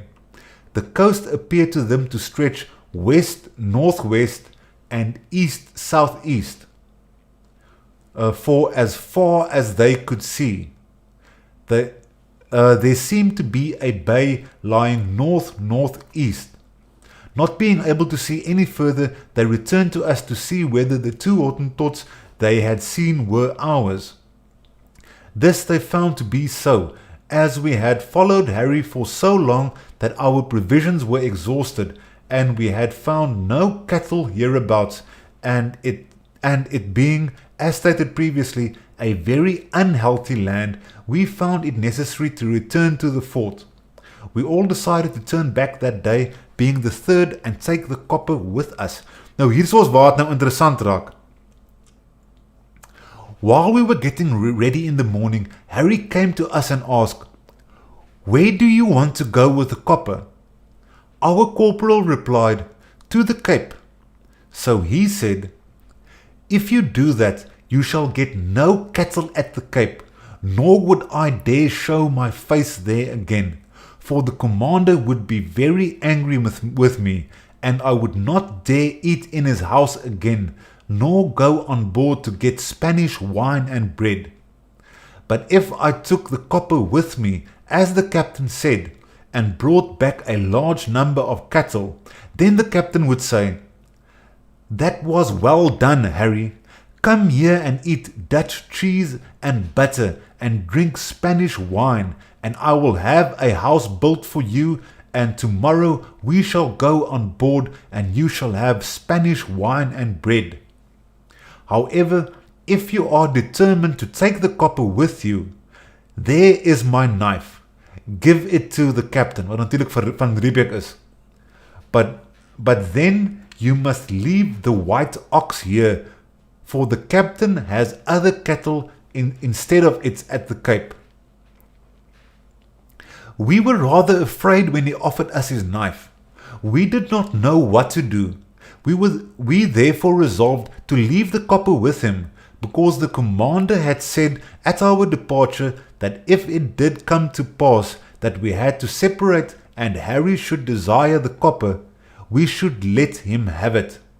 We thus parted good friends and took our grey ox back with us, at his request, and he could not get it to go any further. That day we marched back to the foot of the mountain which we had crossed on 30 September, when we also recovered from the weakness in our joints, but could not guess the cause. We set out early and marched straight towards the corner of the mountain between the big forest and the Ronde Boschen, on a west-northwesterly course. We first marched through a beautiful valley until 2 o'clock in the afternoon, when we reached the sand hills. We carried on until having and rested that night in the sand hills. We left the sand hills and reached the flat, where we took a westerly course until we struck the wagon road which brought us to our fortress, signed Willem Muller, Hendrik Henderson, al Noord, Foutsen en al hierdie die Bremmels en die Bittelmaaiers en die Oldenziel, Dirksens, Thomassen en Jansen of Hoesems. Mense, ek dink ek het nou genoeg gehad. Ek is nou al amper 2 ure aan die gang. Ek gaan dit hierso op die kletskolom sit. Ek gaan vinnige entjie light. Ek gaan nie hierdie halwe enetjie klaar rook. Kom ek illuminate gaan my gevriet.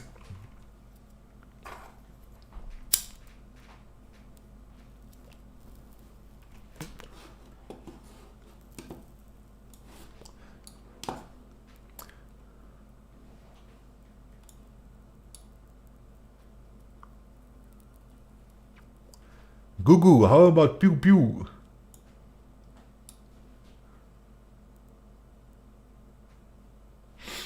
Why is Lubbert still alive?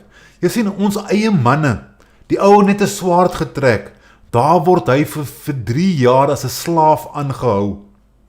Maar Harry kom met sulke goed weg. Mike Simpson sê, hierdie kort 'n loodpil.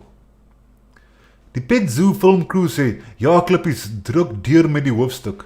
Die husky is amper klaar geborsel. Die wind in Februarie. Ek 2 huskies uit hom uitgeborsel gedurende jou stream. Hy het die kort 'n ketting met 'n blok sement om te gaan swem. Die birthday girl en haar geliefde het die regte idee beet. Ons tortelduifies is raad op met ou Shumau.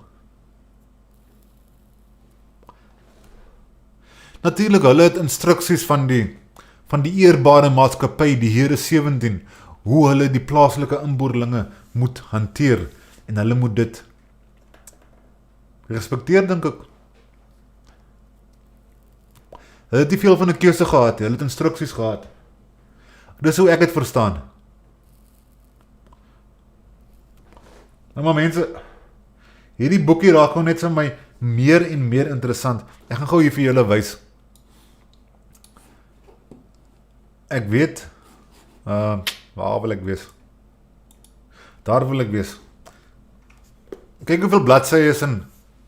Kom ek tel hom gou op, dat julle mooi kan sien. Hierdie is volume 1.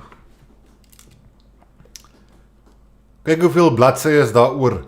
En die laaste stuk gaan nogal oor die reis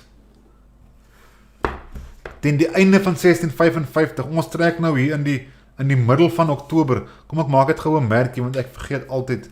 Ons trek nou al hier by episode 22.